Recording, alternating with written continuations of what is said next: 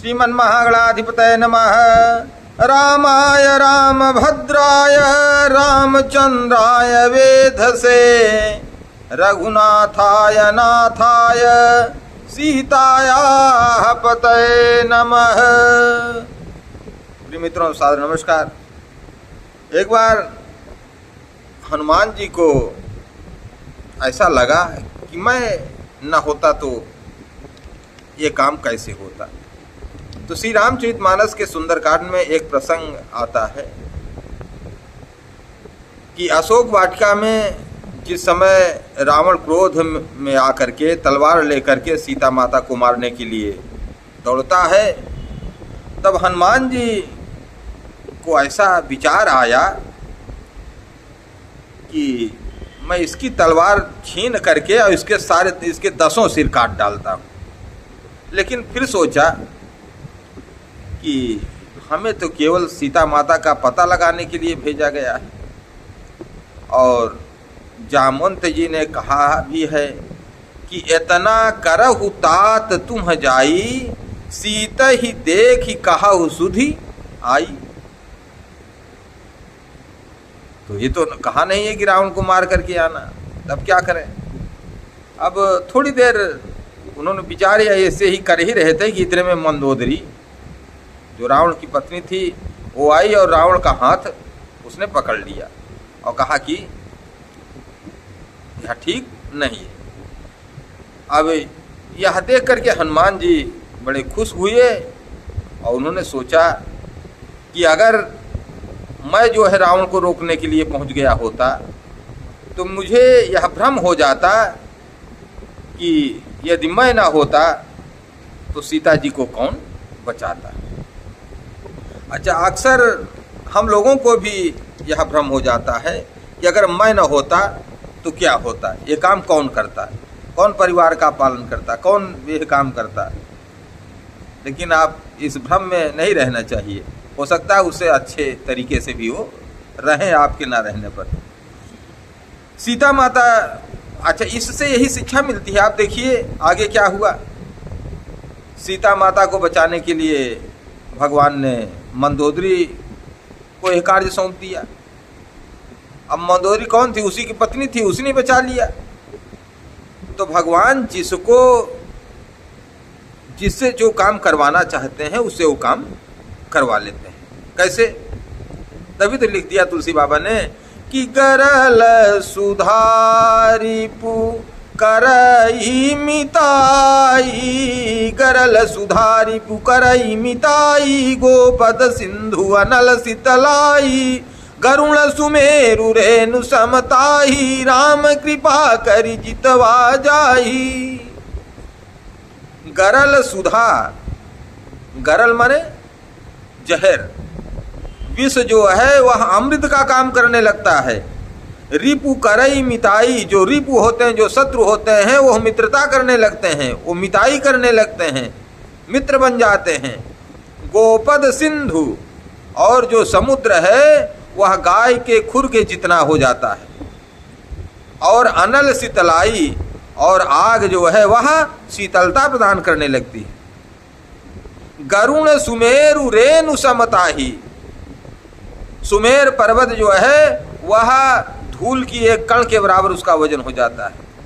किसके लिए?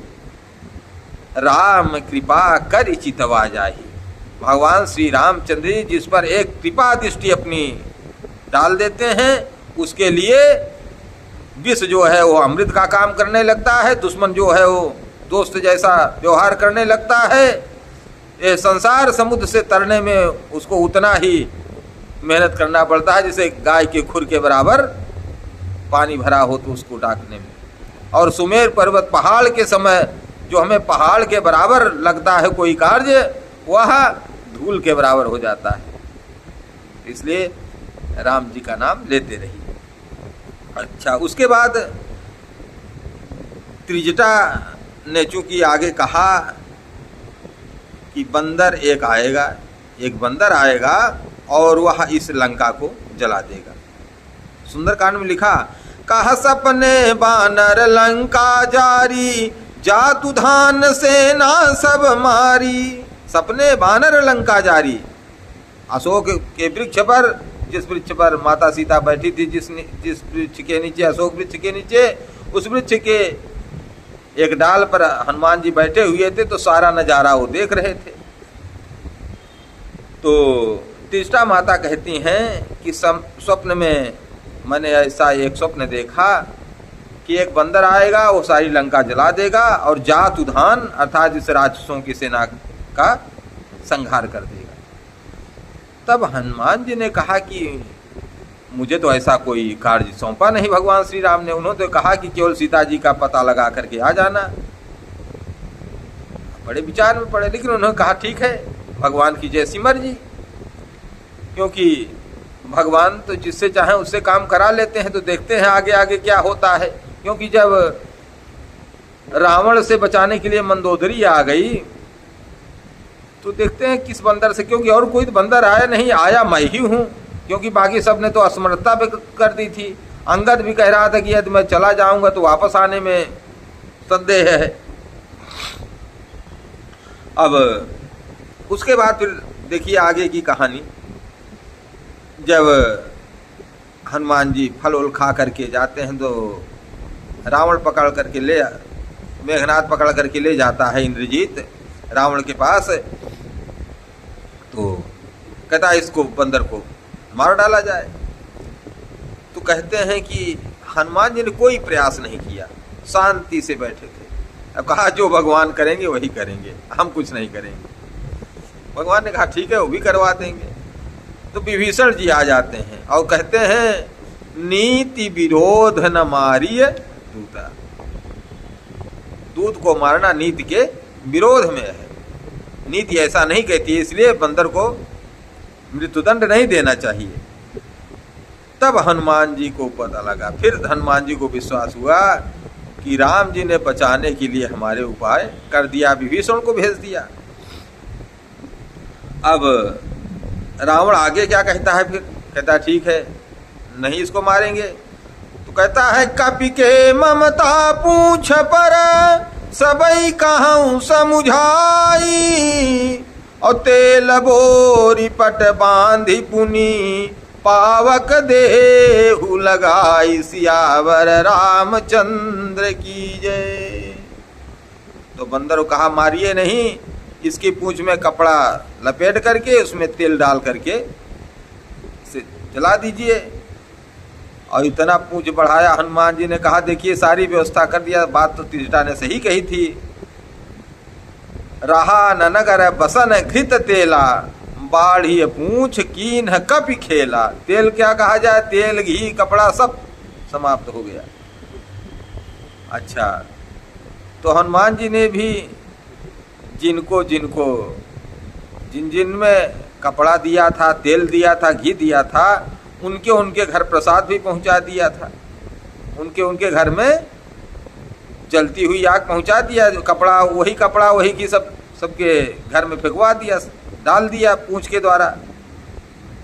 और चूंकि विभीषण जी ने तो कोई चंदा दिया नहीं था, तो जो चंदा नहीं देता है गोमत्था में, सार्वजनिक स्थानों में, उसके घर प्रसाद भी नहीं दिया जाता है।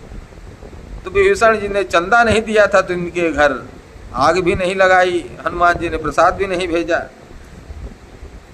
तो कहने का अर्थ यही है कि सदा याद रखना चाहिए कि संसार में जो भी हो रहा है वो सब ईश्वरीय विधान है। हम तो एक निमित्त मात्र हैं। इसलिए यह भ्रम नहीं पालना चाहिए कि अगर मैं नहीं रहूंगा तो कैसे होगा, मैं न होता तो क्या होता, यह कार्य कैसे होता।